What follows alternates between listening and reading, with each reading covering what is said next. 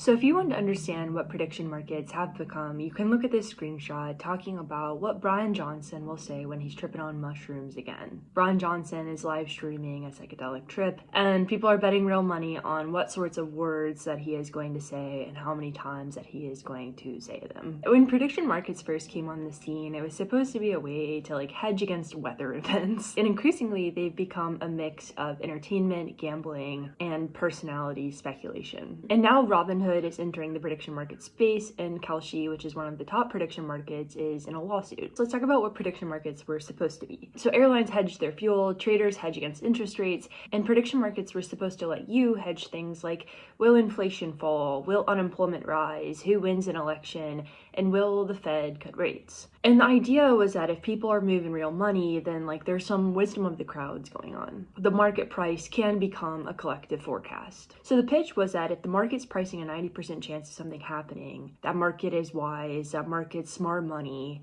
there's probably a good chance of this happening. And people were supposed to believe that. People are not logging on to hedge their exposure against CPI, they're just logging on to have fun. And so prediction markets have drifted into three main zones, the first being the entertainment zone. So people bet on celebrity drama, influencer behavior, storms, holidays. The Brian Johnson mushroom situation is a perfect example where prediction markets have become content. There's also gambling. So for a lot of users, these platforms function like DraftKings because you can bet against anything if you like betting. So it becomes like a casino for a lot of people, and that's the main worry. There's also a lot of speculation around people. So increasingly there's these markets talking about what people are going to say. So Trump had a market talking about what he was going to say. It's not really truth seeking at that point, it's attention seeking, right? Now we can talk about the Kalshi lawsuit. So Kalshi positions themselves as a federally regulated financial exchange under the Commodity Futures Trading Commission. They're not a sports book. But the lawsuit is saying hey, Kalshi, you have run unlicensed sports betting, sports gambling is licensed state by state, and calling it a swap does not make it a swap, so you can't just wrap it in certain language and expect to get away with it. The second claim is that users weren't betting against each other, they were betting against Kalshi. The lawsuit argues that Kalshi's affiliate, Kalshi Trading, acted as a market maker, meaning it supplied the money on other sides of people's bets. So if that's true, you were literally betting against the house, which is the definition of gambling. If prediction markets were really about hedging risk, we would not have a market talking about what a tech influencer is gonna say when he's